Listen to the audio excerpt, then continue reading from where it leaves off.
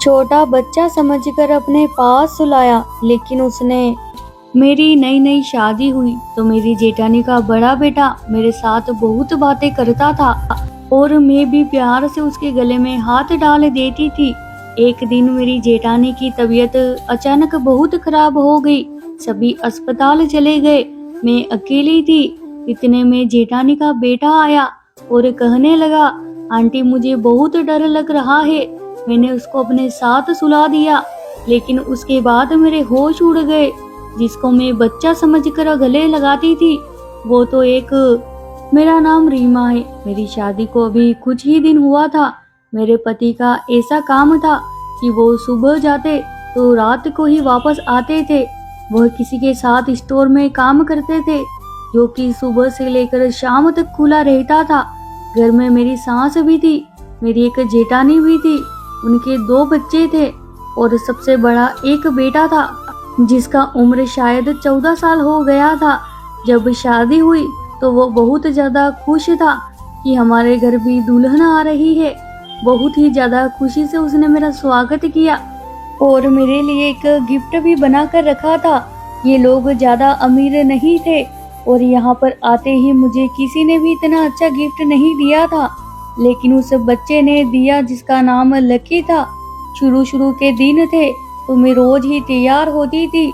मेरी सास ने कहा कि अभी कुछ वक्त है तैयार होने का, उसके बाद इंसान जिम्मेदारियों में पड़ जाता है और फिर तैयार होना भी भूल जाता है। इसलिए रोज तैयार होकर नया कपड़ा पहन लिया करती थी। वैसे भी घर में मेहमान आ रहे हैं जो मुझे देखना चाहते हैं। जब मैं तैयार होकर बाहर आती तो लक्की मेरी बहुत ज्यादा तारीफ करता, सर से पांव तक हर चीज की तारीफ करता कि आपने जो सूट पहना है आप पर बहुत अच्छा लग रहा है, आपके हाथ कितने प्यारे हैं, आप बहुत खूबसूरत है, आपके पाँव भी कितनी प्यारी है और आंखें तो इतनी प्यारी है कि इनको सजाने की कोई जरूरत ही नहीं। चाचू तो बहुत किस्मत वाले हैं। लेकिन दूसरी तरफ मेरे पति का यह आलम था कि उनको मेरे लिए कोई खास दिलचस्पी नहीं थी, क्योंकि वो इतना चुप रहते थे कि उन्हें कोई बात ही नहीं आती थी। ना ही कभी मेरी तारीफ करते थे और ना ही मेरे किसी मामले में बोलते थे। मैं जितना भी तैयार हो जाऊं मुझ पर ध्यान ही नहीं देते थे। अगर खुद से पूछ लेती कि कैसी लग रही हूँ तो कहते कि हाँ ठीक लग रही हो, मेरी तारीफ तक नहीं की जाती थी। उन्होंने मुंह दिखाई में भी मुझे कुछ नहीं दिया, कहा कि अभी जेब खाली है, बाद में तुम्हें कोई सोने की चीज बनवा दूंगा। मुझे चीजों का कोई लालच नहीं था, लेकिन मेरे पति के अंदर जो जज्बात की कमी थी, जो बातें मैं अपने पति से सुनना चाहती थी, जिस व्यवहार की मुझे अपने पति से उम्मीद थी, वो व्यवहार तो लकी देता था। बहुत छोटी बात को नोट करता था कि आज आपने इस कलर का सूट पहना, आज आप कल से ज्यादा अच्छी लग रही है, परसों आप ज्यादा अच्छी लग रही थी, ये रंग आप पर ज्यादा अच्छा लगता है। मैं तो ये सोच के मुस्कुरा देती थी कि चलो बच्चा है और मुझसे बहुत ज्यादा प्यार करता है।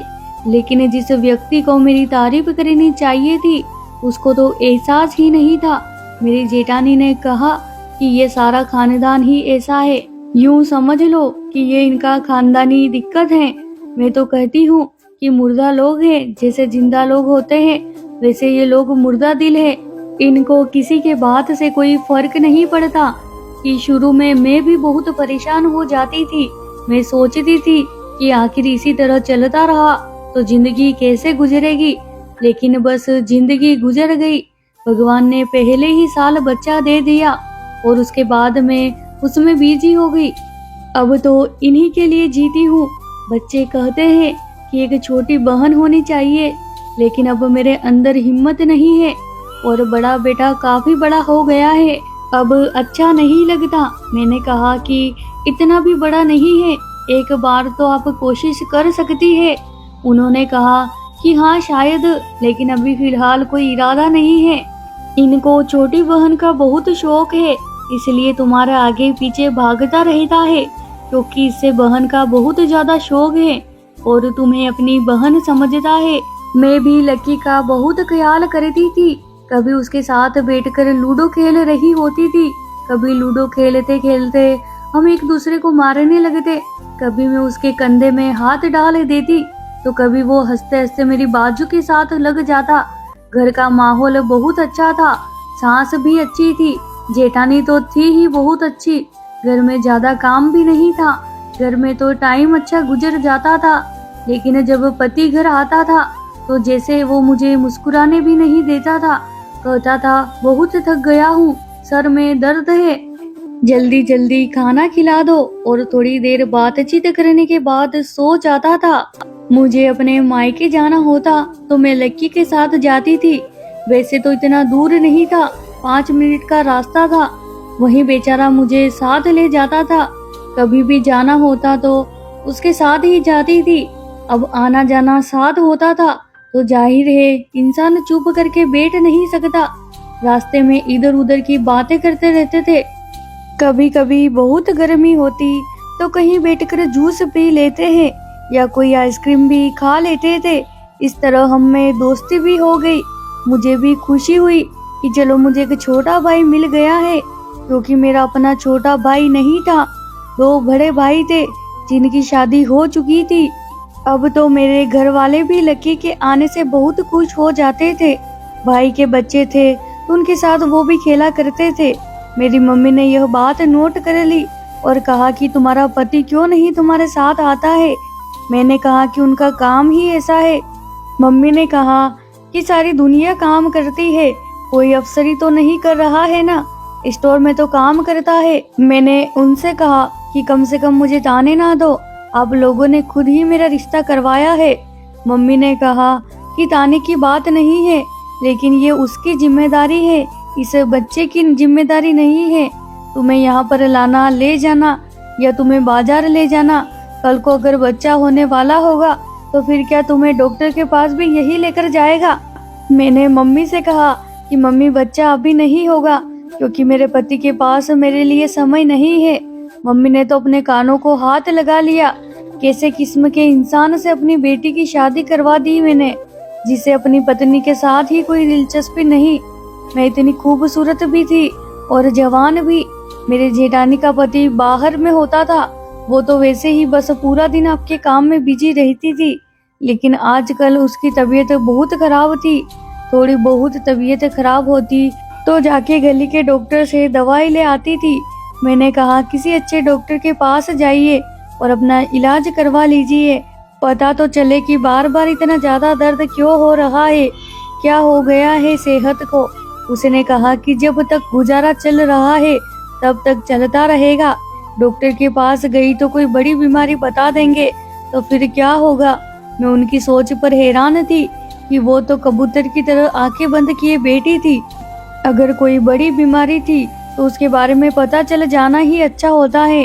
बीमारी का पता चलता है तो फिर इंसान इलाज भी करवाता है। लेकिन शायद वो इस घर में रहकर ऐसी ही हो गई थी। कंजूस भी बहुत ज्यादा करती थी, क्योंकि महीने भर राशन पूरा करना होता था। वो कहती थी कि मैं पहले ऐसी नहीं थी, लेकिन अब ऐसी हो गई हूँ, क्योंकि खर्चे बहुत बढ़ गए हैं। इसी तरह दिन गुजर रहा था। एक दिन मेरे पति के साथ मेरी लड़ाई हो गई। मैंने कहा कि शादी हुई है, आप मुझे कहीं लेकर भी नहीं गए हैं, आपने मुझे कोई गिफ्ट भी नहीं दिया, और ये दोनों बातें तो अपनी जगह, कम से कम मुझे वक्त तो दीजिए। वो कहने लगे कि हमारे यहाँ मुंह दिखाए में सिर्फ 500 रुपए दिए जाते हैं, मैंने फिर भी तुम्हें 1000 रुपए दिए, और हमारे यहाँ कोई भी अपनी पत्नी को हनीमून पर नहीं लेकर गया है, भाई भाभी को नहीं लेकर गए, इसलिए मैं भी तुम्हें नहीं लेकर जाऊंगा। और रही बात वक्त की, तो मैं कहीं जाकर आराम नहीं करता, इस घर के लोगों के लिए ही कमा रहा होता हूँ। मुझे अपने पति से यह बात नहीं करनी चाहिए थी, क्योंकि हमारी पसंद की शादी भी नहीं थी और अभी शादी को इतना वक्त भी नहीं हुआ था। लेकिन यह सोचकर ही बात की कि मेरा अपना पति है, किसी और का तो नहीं। मैंने कह दिया कि मुझे बच्चे की जरूरत है, अगर बच्चा आ जाएगा तो मैं आपको तंग नहीं करूंगी। मेरे पति का कहना था कि बच्चे के लिए भी अभी मेरे पास वक्त नहीं है और ना ही पैसे हैं, इसीलिए जो जैसा गुजर रहा है वैसा उसे गुजरने दो, आराम से एक जगह पर टिक कर बैठो। लक्की भी भाई की शादी के 2 साल बाद ही पैदा हुआ था। तुम्हें ज्यादा बच्चे पैदा करने का शौक चढ़ा है। बच्चों के साथ खर्चे भी होते हैं और आजकल तो इतनी महंगाई है। मैंने कहा कि जो आपके भाई ने किया है आपको भी वही करना है। वो तो खुद बाहर में रहते हैं, आप भी चले जाइए, क्योंकि आपका यहाँ होना ना होना एक बराबर है। मुझे यह बात नहीं करनी चाहिए थी, फिर भी मैंने कहा। उसके बाद मेरे पति ने कोई बात नहीं की। एक दिन मैंने लक्की को किसी से फोन पर बात करते सुन लिया। ऐसा लगता था वो किसी लड़की के बारे में बात कर रहा था, कि कह रहा था कि वह तो बहुत ज्यादा खूबसूरत है यार, दिन भर मैं उसे देखता रहता हूँ फिर भी दिल नहीं भरता है। इतनी प्यारी है कि क्या बताऊं। मैंने आज तक इतनी खूबसूरत लड़की नहीं देखी। अपने खानदान में तो बिल्कुल भी नहीं है। उसी को देखता रहता हूँ। मैंने अचानक कहा कि क्या कर रहे हो, और वो डर गया। कहने लगा कि दोस्त से बात कर रहा था। मैंने कहा कि दोस्त से क्या बातें कर रहे थे, किसके बारे में बात कर रहे थे, कि बड़ी लड़की पसंद है, क्या तुम्हारी उम्र है ये सब करने की। मैं उसे अपना ही छोटा भाई समझती थी, तो बड़ी बहन बनकर मैं उससे सवाल करने लगी। लेकिन जब उसने मुझे उस लड़की की तस्वीर दिखाई और कहा कि मैं आपको उस लड़की की तस्वीर दिखा देता हूँ कि वो कौन है, तो मैं हैरान रह गई। ये तो एक कार्टून कैरेक्टर था। मैंने हैरान होकर उसकी तरफ देखा और हंसना शुरू कर दिया। मैंने कहा, ये है वो लड़की जिसकी तुम बात कर रहे थे। वो कहने लगा कि हाँ, और इसी के कार्टून डाउनलोड करके मैं पूरा दिन देखते रहता हूँ। मैं पूरी तरह हंस पड़ी। मैंने कहा कि तुम सच में बच्चे हो। वो भी इस बात पर हंसने लगा। तभी मेरे लिए पिज्जा लेकर आया। हम दोनों ने मिलकर पिज्जा खाया। हम पिज्जा खा रहे थे, तभी मेरा पति वहाँ आ गया। उसने मुझे कमरे में बुलाया और कहा कि मेरे लिए चाय बना दो। मैंने कहा ठीक है। फिर जब मैं चाय लेकर गई तो बोला, ये तुम क्या कर रही थी। मैंने कहा, क्या कर रही थी। बच्चे के साथ बैठी थी, पार्टी कर रही थी। हमारी छोटी सी पार्टी हो रही थी। मेरे पति ने कहा कि ठीक है, चलो, अगर तुम इस तरह घर में टाइम गुजार लेती हो तो मुझे तो कोई दिक्कत नहीं है। मैंने कहा, आपको तो मुझे कहीं लेकर जाना नहीं है, तो घर में ही वक्त गुजारना पड़ेगा, और एक क्या कर सकती हूँ। पता नहीं क्यों मुझे ऐसा लगा जैसे मेरे पति को मेरा लकी के साथ हंसी मजाक करना या उसके करीब बैठना अजीब लगा, क्योंकि मेरा पति नहीं समझता था कि वो इतना मासूम है कि कार्टून कैरेक्टर से इसको प्यार है, तो फिर ऐसे इंसान से किस बात का डर या किस बात की टेंशन। लेकिन फिर मेरे पति ने मुझे ऐसी बात बताई कि मेरा दिल ही टूट गया।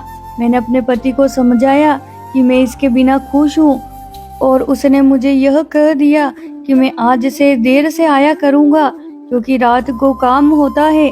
उसको क्या कह सकती थी। लेकिन कुछ दिन बाद पता चला कि मेरी जेठानी को एक खतरनाक बीमारी है, जिसकी वजह से उसकी जिंदगी को भी खतरा हो सकता है, क्योंकि उसने अपना ख्याल नहीं रखा और इस बीमारी को हल्के में लिया। इसलिए ये बीमारी अब काफी बढ़ चुकी है। उनकी सांस की नलियों में दिक्कत थी, और एक दिन अचानक रात को उसकी तबीयत बहुत ज्यादा खराब हो गई। उसको हॉस्पिटल ले जाना था। मेरी सास ने कहा कि मैं उसको ले जाती हूँ, तुम घर में बच्चों के साथ रुक जाओ। लेकिन मेन टाइम पर छोटे वाले बच्चे भी कहने लगे कि मुझे जाना है, क्योंकि उसकी उम्र सिर्फ 8 साल की थी। सास ने कहा ठीक है, इसको भी ले जाती हूँ। जब तुम्हारा पति आ जाएगा तो उसे हॉस्पिटल ले आना, या शायद तब तक हम वापस आ जाएंगे। मैंने कहा कि ठीक है। मैं भी अपनी जेठानी के लिए बहुत परेशान थी। मैंने तसल्ली दी कि सब कुछ ठीक हो जाएगा। मेरी सास उसे और उसके छोटे बच्चे को लेकर हॉस्पिटल चली गई।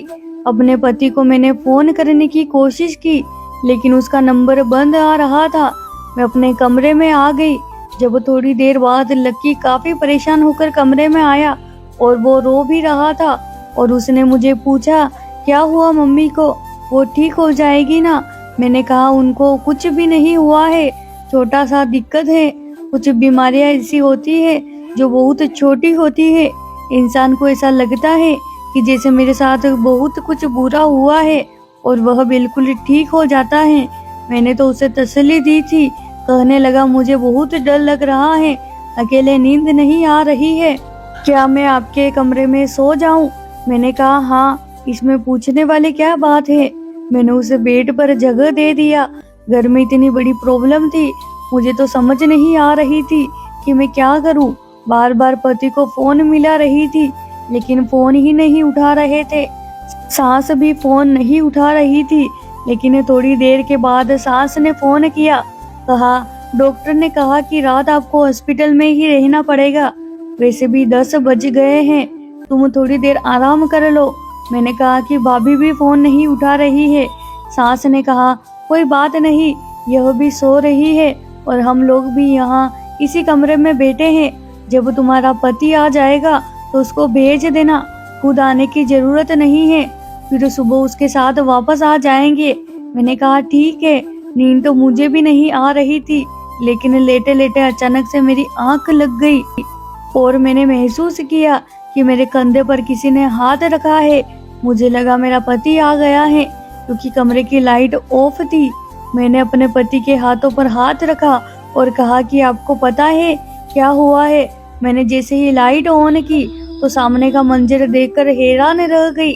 वो मेरा पति नहीं बल्कि लकी ही था और मुझे अजीब नजरों से देख रहा था। मैंने कहा कि क्या बात है, तुम्हारी तबीयत तो ठीक है, कोई कॉल आई थी क्या? लेकिन अचानक से मेरे चेहरे पर बिखरी जुल्फों को पीछे किया और कहा कि जब तुम परेशान हो जाती हो तो बिल्कुल अच्छी नहीं लगती, मुस्कुराते हुए तुम बहुत अच्छी लगती हो। उसने मुझे इस तरह से पुकारा कि जैसे मैं उसकी चाची नहीं हूँ। उसने मेरे नाम से मुझे पुकारा। मुझे उस वक्त बहुत अजीब सा महसूस हुआ। मैंने कहा कि ये क्या कर रहे हो? तो कहने लगा कि आप मुझे बहुत अच्छी लगती है, मैं आपसे बहुत प्यार करता हूँ। मैंने कहा मुझे पता है, मैं भी तुम्हें अपना छोटा भाई मानती हूँ। मुझे कुछ अजीब सा लग रहा था, मैं भी डर गई थी। वो मुझे देख रहा था। जब मैंने पलट कर देखा तो मुझे घूर रहा था। मैंने कहा कि क्या देख रहे हो, तुम चुप करके सो जाओ। मैं वहाँ से जाने लगी, तब उसने मेरा हाथ पकड़ लिया। उसने कहा कि मेरे भाई बहन की मोहब्बत की बात नहीं कर रहा हूँ, आप मेरी बहन वैसे भी नहीं है। फोन पर जिस लड़की की बात कर रहा था वो आप ही थी, किसी कार्टून की बात नहीं कर रहा था। मुझे आपसे बहुत ज्यादा प्यार हो गया है और मैं जानता हूँ कि चाचू आपको भी वक्त नहीं देते, वो तो आपके पास भी नहीं आते। रात को आप दोनों पलट कर सो जाते हैं। मैं इस बात पर हैरान हूँ कि इसका मतलब कि वो हमारे कमरे में जागता था। उसे पता था कि हम रात में क्या करते थे और क्या नहीं करते थे। उसकी अच्छी बातें, उसका मुझे देखने का अंदाज, उसकी आंखों में बेबसी की भूख मुझे अजीब सी लग रही थी। मुझे ऐसा लगा जैसे कुछ बहुत अजीब हो रहा है, जैसे अभी मुझे उल्टी आ जाएगी। किस तरह की बातें कर रहा था ये। मैं तो उसे बच्चा समझती थी, लेकिन शायद वो बच्चा नहीं था। और उसने खुद कहा कि मैं कोई छोटा बच्चा नहीं हूँ, मेरे अंदर भी वही जज्बात है और जो एक मर्द में होते हैं। मैंने कहा निकल जाओ मेरे कमरे से, दफा हो जाओ। मैं तुम्हारी माँ को सब कुछ बताऊंगी, तुम्हारे बाप को भी फोन करूंगी कि तुम किस तरह की बातें कर रहे थे। मैं तुम्हें एक बच्चा समझती थी और तुम इस कदर बदतमीज इंसान निकले कि मैं तुम्हारे बारे में ऐसा सोच भी नहीं सकती थी। उसने अचानक से मेरी कलाई पकड़ी और कहा कि जेदा बेकार की बातें करने की जरूरत नहीं है, मैं सब जानता हूँ कि तुम्हारे दिल में क्या है, बस तुम ज्यादा नखरे नहीं करो। मुझे पता है कि लड़कियां इस तरह नखरे करती है, लेकिन बाद में आराम से मान जाती है। मैं तो उसकी बात सुनकर हैरान थी और अब मुझे उससे डर लग रहा था। मैंने चीखना चिल्लाना शुरू कर दिया, लेकिन वो मेरी कलाई छोड़ ही नहीं रहा था। यहाँ तक कि मेरी चूड़ियां टूटकर मुझे ही लगना शुरू हो गया। मैंने चिल्लाना शुरू कर दिया। अचानक मेरा पति वापस आ गया। उसने ये मंजर देख लिया। उसने लक्की को 2 थप्पड़ लगाए और मुझे से दूर कर दिया। मैं अपने पति के पास गई और उसको सब कुछ बता दिया। पति ने कहा कि मुझे तो पहले से शक था, क्योंकि इसको बचपन से जानता हूँ, यह इसी तरह के कामों में फंसा रहता है। मैं तुम्हें समझाने की कोशिश की, लेकिन तुमने मेरी बात और मेरे इशारों को समझी ही नहीं। मेरे पति ने उसको 2 से 3 थप्पड़ और लगाए और उसको मेरे कमरे से बंद कर दिया। सुबह 6 बजे जेठानी से मिलने के लिए गए तो उसको यह बात नहीं बताई, लेकिन अपनी सास को बता दी। उसके बाद जब जेठानी घर आई तो आराम से मैंने उसे यह बात बताई। वो भी अपना सिर पकड़कर बैठ गई। मेरे पति ने यह भी बताया इसके दोस्त बहुत बुरे हैं, ये मोहल्ले के लड़कों के साथ खेलता है और वो लोगों के घर में चोरी भी करते हैं और लड़कियों से बात करते हैं और पढ़ाई में कुछ भी नहीं आता है। वो अपने किए पर शर्मिंदा था, क्षमा मांग रहा था क्योंकि अब सभी ही उसके खिलाफ थे। बारी बारी सबने उसकी तलाशी ली थी, उसके बाप को भी बता दिया था। जेठ जी ने कहा कि उसको यहाँ पर भेज दो, वहाँ वैसे भी कुछ नहीं करने वाला है, उसका माहौल खराब हो रहा है। मेरे पति ने 1 महीने के अंदर ही उसको भेज दिया। मेरी जेठानी की तबीयत पहले से बेहतर थी, आजकल हालात और माहौल बहुत ज्यादा खराब हो गया है। हमें अपने बच्चों पर नजर रखनी चाहिए कि वह किस तरह के लोगों के साथ बैठते हैं। इंसान के साथी ये तय करते हैं कि वो किस तरह का इंसान बनता है। ये जेठानी का बेटा भी इतना बुरा नहीं बनता अगर इसकी दोस्ती इतने बुरे लोगों से नहीं होती, लेकिन उसने जो कुछ भी किया मैं तो उसे माफ नहीं कर सकती।